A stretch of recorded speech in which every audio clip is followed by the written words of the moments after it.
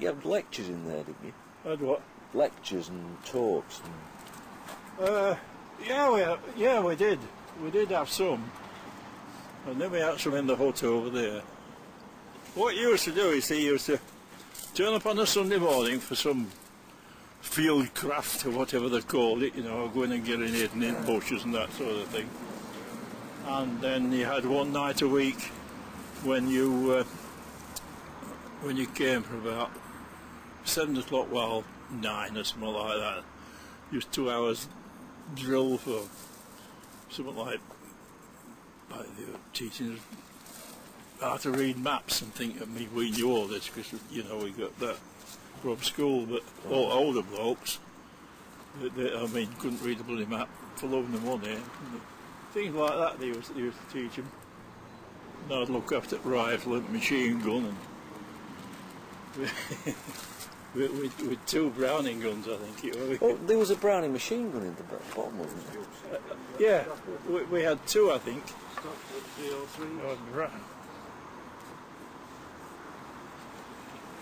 I can see you're used to that. 303 size, isn't it? Both of them are 303 there. Could be. Could be. And they've all got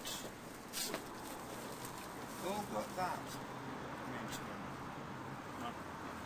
And I'm sure I saw a programme on television, and it was about the Home Guard, and I think it was in colour. Yeah. And it wasn't just here, it was somewhere else. And the rifles that they got have got that bang.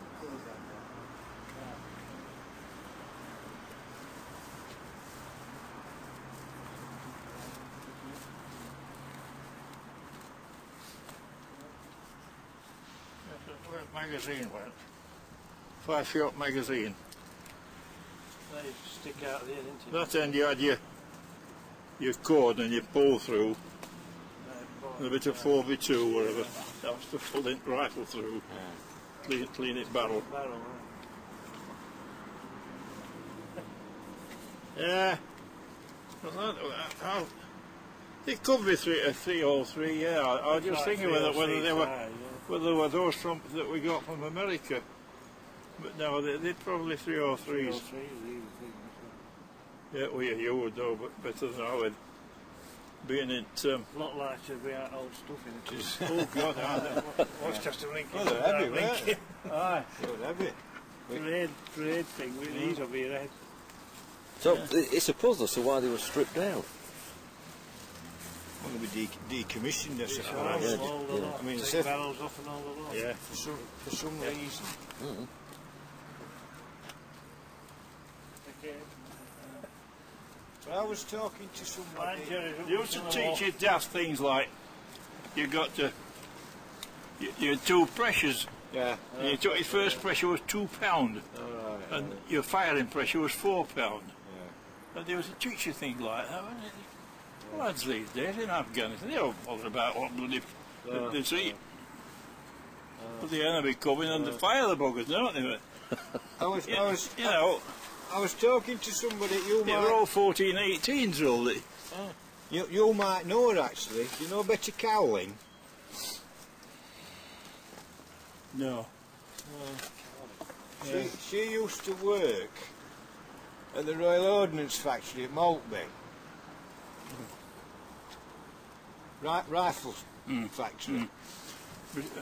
Right, small arms place. Yeah, and she was saying that these are what, mahogany or something.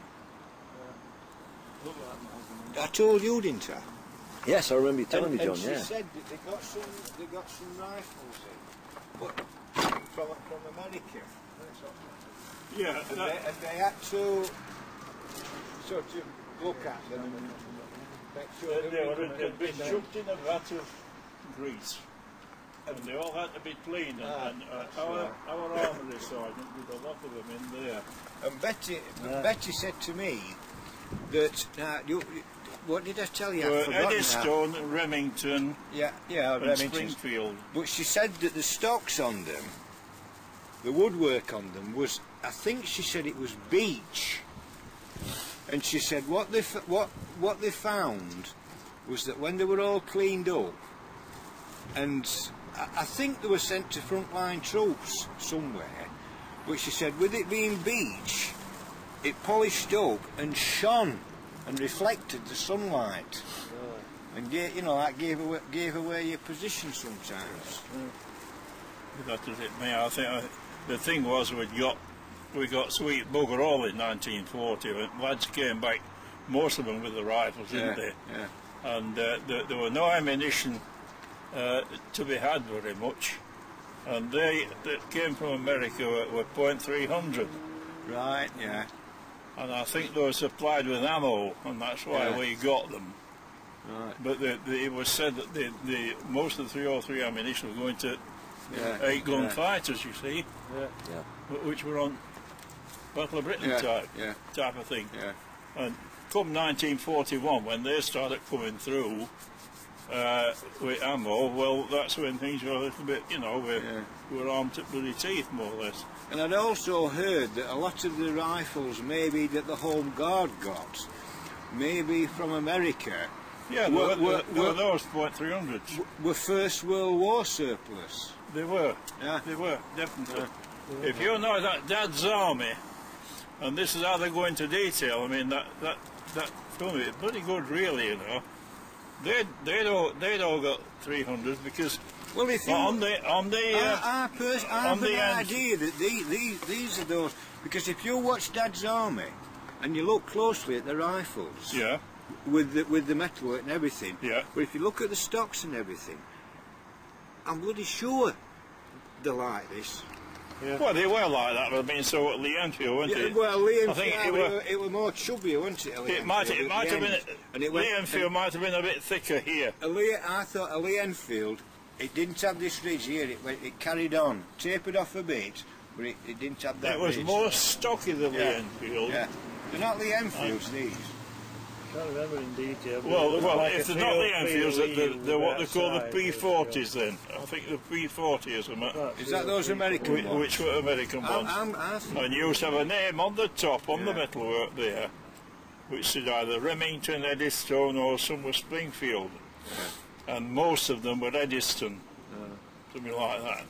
But they also, what I was going to say about it, the muzzle of the gun stuck out about that far. And the Lee Enfield didn't, did it? Lee Enfield did, more snub nose. That's right. And Dad's Army, you can see them to period. When they march up Napoli Road, they've got these. And they've got the bits of barrel sticking out, haven't they? Yeah. And also, early on in the series, they were dressed in denims. And when the next series after that, they put them in proper army ex-surplus uniform, army, because that's what we had first. So we had bloody old denims. Yeah. To